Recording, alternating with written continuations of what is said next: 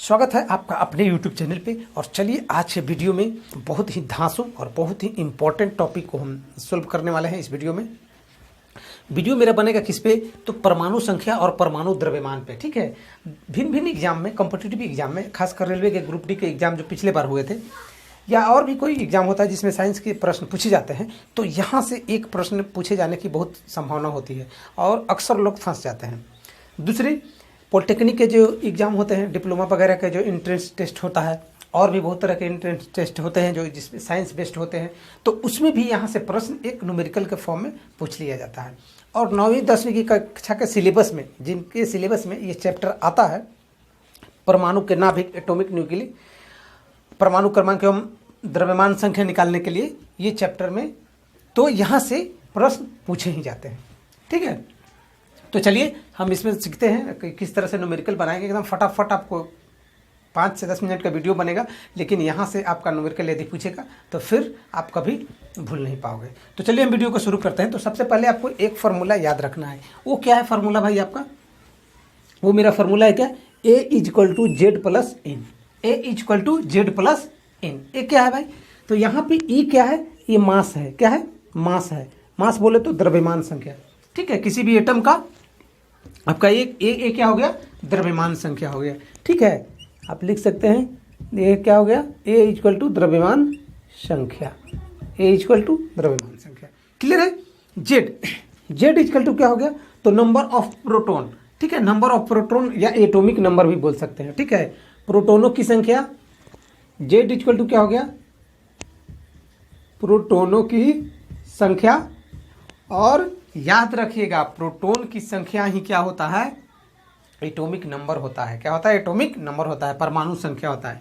प्रोटॉनों की संख्या, परमाणु संख्या। प्रोटॉनों की संख्या, परमाणु संख्या। आप ये कभी मत गलती कीजिएगा। अक्सर लोग गलती कर जाते हैं कि चूंकि क्या होता है, इलेक्ट्रॉन की संख्या इक्वल टू क्या होता है? प्रोटॉन की संख्या होती है। ठीक है, इलेक्ट्रॉन की संख्या इक्वल टू प्रोटॉन की संख्या होती है। तो और एटॉमिक नंबर इक्वल टू क्या हो जाता है? प्रोटॉन की संख्या। क्या होता है? प्रोटॉन की संख्या। एटॉमिक नंबर इक्वल टू क्या हो जाता है? प्रोटॉन की संख्या। तो लोग मार देते हैं ऐसे भी कि एटॉमिक नंबर इक्वल टू क्या हो जाएगा? इलेक्ट्रॉन की संख्या। लेकिन ऐसा होता नहीं। एग्जाम में यदि पूछे तो आप हमेशा याद रखिएगा कि एटॉमिक नंबर इक्वल टू क्या होता है? प्रोटॉन की ही संख्या होता है। क्या होता है? Atomic number equal to proton की संख्या। तो यहाँ पे मेरा जो जेड दिया हुआ है, जेड क्या है मेरा? प्रोटॉन की संख्या है। प्रोटॉन की संख्या या परमाणु संख्या हम याद रख सकते हैं। ठीक है, और एन इक्वल टू क्या हो गया? एन हो गया नंबर ऑफ न्यूट्रॉन, यानी कि न्यूट्रॉन की संख्या। तो ये हो गया number of proton, number of neutron, और ये हो गया क्या? एटॉमिक मास, यानी परमाणु द्रव्यमान। ये हो गया परमाणु संख्या या प्रोटॉन की संख्या, और ये न्यूट्रॉन की संख्या। क्लियर है? तो यह फॉर्मूला याद रखिएगा, A + Z + N। A + Z + N। ठीक है, इसको ऐसे भी याद रखिएगा, A to Z नंबर। ठीक है, कैसे याद रखिएगा? A to Z number. A to Z number. ठीक है, A to Z नंबर, और बीच में यहाँ पे प्लस कर देंगे, यहाँ पे बराबर कर देंगे। ठीक है, A to Z नंबर से हम याद रखेंगे। क्या निकालते हैं? परमाणु संख्या, परमाणु द्रव्यमान, न्यूट्रॉनों की संख्या, एटॉमिक नंबर, तमाम तरह की चीज़ें जो है हम यहाँ से निकालते हैं। अब चलिए हम प्रश्न पे चलते हैं।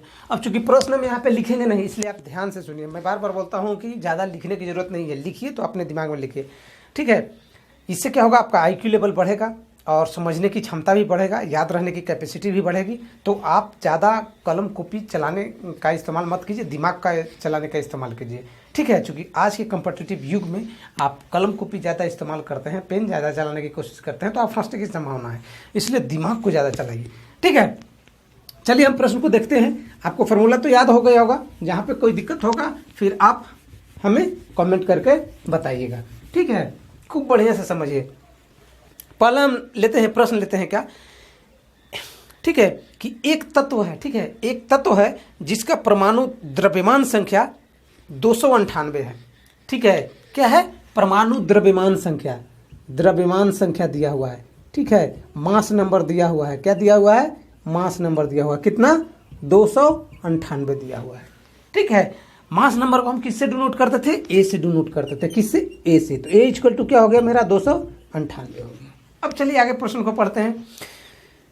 यदि उनके नाभिक में 196 न्यूट्रॉन है तो इसकी परमाणु संख्या क्या होगी। अब न्यूट्रॉन की संख्या बता रहा है, यानी एन बराबर बता दिया मेरे को क्या 196, एन बराबर क्या बता दिया 196, न्यूट्रॉन की संख्या बता दिया क्या 196। तो पूछ रहा है क्या हमसे परमाणु संख्या, क्या पूछ रहा है परमाणु संख्या, एटॉमिक नंबर, क्या पूछ रहा है एटॉमिक नंबर या परमाणु संख्या। तो formula A to Z n, A to Z number याद रखना है, तो A to Z नंबर याद रखना है, ये मेरा फॉर्मूला हो गया।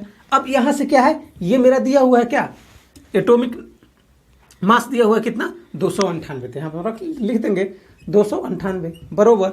अब एन न्यूट्रॉन की संख्या दिया हुआ कितना 196, तो Z प्लस क्या है 196 यहाँ पे पुट कर देंगे, ठीक है। अब क्या करेंगे, इसको इधर से हम इधर लाएंगे, ठीक है। तो 8 में से 6 जाएगा, कितना मेरा बचेगा 2 बचेगा, फिर 9 में से 9 जाएगा क्या होगा 0 आ जाएगा, और फिर 2 से 1 जाएगा तो कितना बचेगा 1, इधर क्या बचेगा Z। तो मेरा Z इक्वल टू क्या हो गया, Z बराबर क्या हो गया 102, और Z इक्वल टू क्या होता है परमाणु संख्या या प्रोटोनों की संख्या। तो इसमें क्या होगा, इस आइसोटोप में क्या हो गया प्रोटॉन की संख्या कितना हो गया 102 और परमाणु संख्या क्या हो गया 102। क्लियर है, तो आप इस तरह से निकाल सकते हैं, ठीक है। नेक्स्ट प्रश्न देखते हैं हम, नेक्स्ट प्रश्न देखते हैं, आपको उतारना होगा तो ये उतार लीजिए, तब तक हम नेक्स्ट प्रश्न इधर बताते हैं। एक बोल रहा है नाइट्रोजन में परमाणु संख्या 7 तथा परमाणु द्रव्यमान 14 होता है, ठीक है। तो पूछ रहा है नाइट्रोजन के परमाणु में उपस्थित न्यूट्रॉनों की संख्या क्या होगी, ठीक है। क्या पूछ रहा है न्यूट्रॉन की संख्या क्या होगी। तो नाइट्रोजन का क्या होता है N14 और 7, क्या होता है N14 और 7, यह किसको डिनोट करता है द्रव्यमान को, किसको द्रव्यमान को डिनोट करता है, ये एटॉमिक नंबर को, किसको एटॉमिक नंबर को। और एटॉमिक नंबर इक्वल टू क्या होता है प्रोटॉन की संख्या, क्या होता है प्रोटोनों की संख्या होता है, ठीक है। तो यहाँ पे मेरा प्रोटोनों की संख्या दिया हुआ है, द्रव्यमान दिया हुआ है, तो फिर से यहाँ से फॉर्मूला लगा देंगे क्या A to Z वाला, A to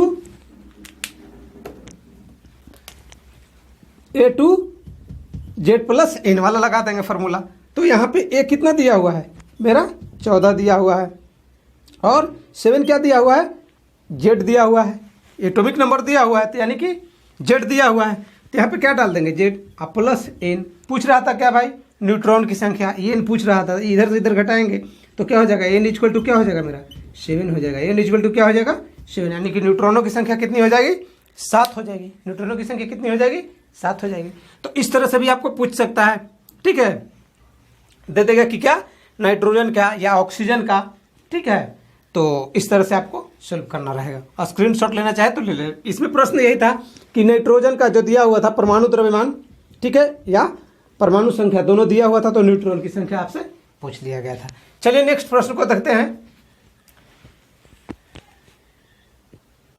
एक प्रश्न बोल रहा है, ध्यान से सुनिएगा, ठीक है, ये भी ग्रुप डी के ALP टेक्नीशियन में पूछा गया है, 31/8/2018 के सेकंड शिफ्ट में पूछा गया है, ठीक है। LP में क्या कुछ क्वेश्चन था भाई कि एक तत्व के नाभिक में 15 प्रोटॉन है, ठीक है, नाभिक में कितना है प्रोटॉन कितना है, प्रोटॉन कितना है तो 15 है, ठीक है, प्रोटॉन कितना है 15 है, और क्या है 22 न्यूट्रॉन है, न्यूट्रॉन की संख्या कितना दिया हुआ है 22 दिया हुआ है, क्या दिया हुआ है 22 दिया हुआ है। तो पूछ रहा है क्या द्रव्यमान संख्या पूछ रहा है, क्या पूछ रहा है द्रव्यमान संख्या। चलिए फॉर्मूला पे हम चलते हैं, तब फॉर्मूला क्या बताए थे A to Z number, A to Z number.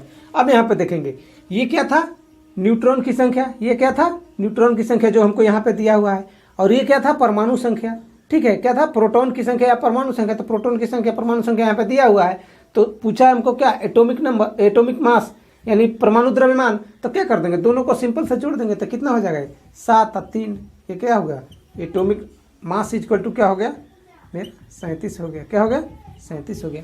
तो ये बहुत ही आसान था, ठीक है। तो इस तरह से हम बना सकते हैं। एक और प्रश्न को लेते हैं।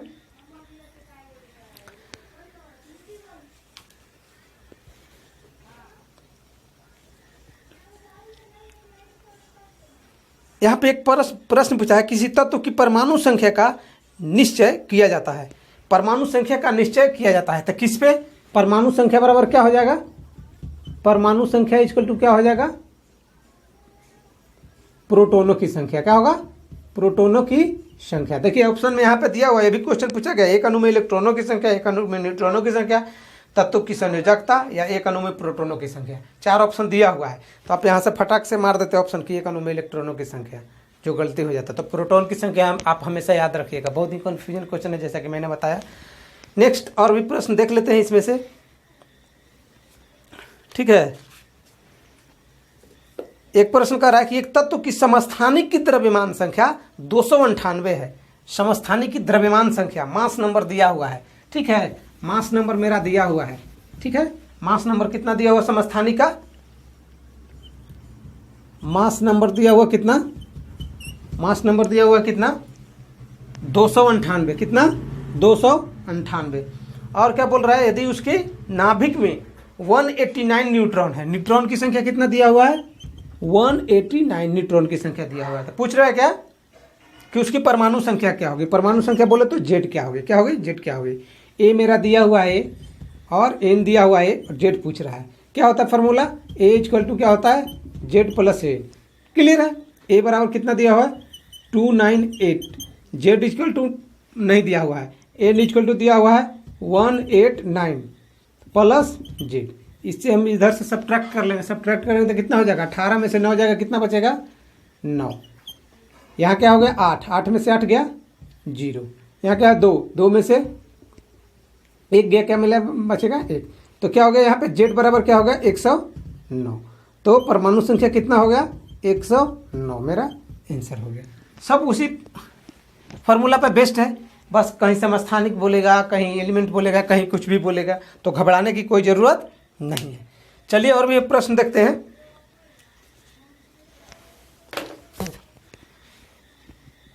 एक और मेरा प्रश्न है कि एक परमाणु की परमाणु संख्या क्या होगी जिसमें 10 प्रोटॉन है और 11 न्यूट्रॉन है? 10 गो प्रोटॉन है, 10 गो प्रोटॉन है और 11 गो न्यूट्रॉन है। 11 क्या है? न्यूट्रॉन है। तो क्या कर रहा है? परमाणु संख्या, ठीक है। क्या पूछ रहा है? परमाणु संख्या, परमाणु संख्या, परमाणु संख्या। तो घबराने की कोई जरूरत नहीं। परमाणु संख्या इक्वल टू क्या होता है? प्रोटॉनों की संख्या। क्या होता है? प्रोटॉनों की संख्या। अब प्रोटॉनों की संख्या मेरा कितना दिया हुआ है? 10 दिया हुआ है, तो ये क्या हो गया? मेरा परमाणु संख्या हो गया। क्या हो गया? परमाणु संख्या। कुछ करने की जरूरत ही इसमें नहीं थी, फटाक से यहाँ पे हमको आंसर मार देना था। क्लियर है? नेक्स्ट है, कर एक तत्व के नाभिक में 10 प्रोटॉन है और 17 न्यूट्रॉन है, तो उसकी द्रव्यमान संख्या कितनी हो गई? ठीक है, 10 प्रोटॉन है, जेड बराबर कितना है? 10 है, और 10 प्रोटॉन है और 17 न्यूट्रॉन है। ठीक है, 17 क्या है? न्यूट्रॉन है। तो पूछ रहा है क्या? ए पूछ रहा है। तो ए बराबर क्या होता है? A to Z. अभी बताइए, A to Z, A equal to क्या? जेड प्लस है। दोनों को जोड़ देंगे तो कितना हो जाएगा? 27 क्या हो जाएगा? मेरा आंसर हो जाएगा। तो इस तरह से बनाना, बस एक फार्मूला को याद रखना है और आप आसानी से किसी भी प्रश्न को सुलभ कर सकते हैं। यदि परमाणु संख्या से, परमाणु न्यूट्रॉन की संख्या से कुछ भी इस तरह का प्रश्न पूछा जाए तो। ठीक है, एक और प्रश्न लेते हैं। बोल रहा है कि पोटेशियम की परमाणु संख्या 19 है और इसकी द्रव्यमान संख्या 39 है, तो इसमें परमाणु में न्यूट्रॉनों की संख्या। ठीक है, परमाणु संख्या इसमें बोल दिया है। ठीक है, पोटेशियम का परमाणु संख्या कितना होता है? 19 होता है, और द्रव्यमान संख्या बोल दिया है। ठीक है, पोटेशियम का परमाणु संख्या कितना है? 19 है। परमाणु संख्या बोले तो जेड, जेड बोले तो प्रोटॉनों की संख्या। ठीक है, और द्रव्यमान संख्या, एटॉमिक नंबर, एटॉमिक नंबर कितना दिया हुआ है? 39 दिया हुआ है। तो पूछ रहा है क्या? न्यूट्रॉन की संख्या। क्या पूछ रहा है? न्यूट्रॉन की संख्या, न्यूट्रॉन की संख्या। तो न्यूट्रॉन की संख्या बराबर क्या हो जाता है? परमाणु द्रव्यमान में से परमाणु संख्या को हम क्या करते हैं? घटा देंगे। तो क्या करेंगे? 39 माइनस 90, तो कितना मेरा बच जाएगा? 20। ये मेरा क्या हो गया? आंसर हो गया। तो 20 क्या हो गया इसका? न्यूट्रॉन की संख्या। 20 क्या हो गया? न्यूट्रॉन की संख्या हो गया। क्लियर है? नेक्स्ट है, एक और प्रश्न लेते हैं। सारा कंफ्यूजन आप अपना दूर कर लीजिए, ठीक है, ताकि आपका एग्जाम में आए तो एक प्रश्न नहीं छूटे। एक प्रश्न तो आना ही है, एकदम 100% है, एक प्रश्न आना है। ये वीडियो देखने के बाद आपको एक प्रश्न पे कॉन्सेप्ट क्लियर हो जाएगा। एक क्वेश्चन पूछ रहा है कि कार्बन परमाणु के बारे में लिखा हुआ यहाँ पे C6 और A12। ठीक है, इसका मतलब क्या होता है? ठीक है। इसका मतलब क्या होता है? इसका मतलब यही होता है कि ये दिया हुआ है क्या, मास नंबर। क्या दिया हुआ है? मास नंबर दिया हुआ है। ये क्या दिया हुआ है? Atomic number. Atomic number equal to क्या हो गया? प्रोटॉनों की संख्या। क्या हो गया?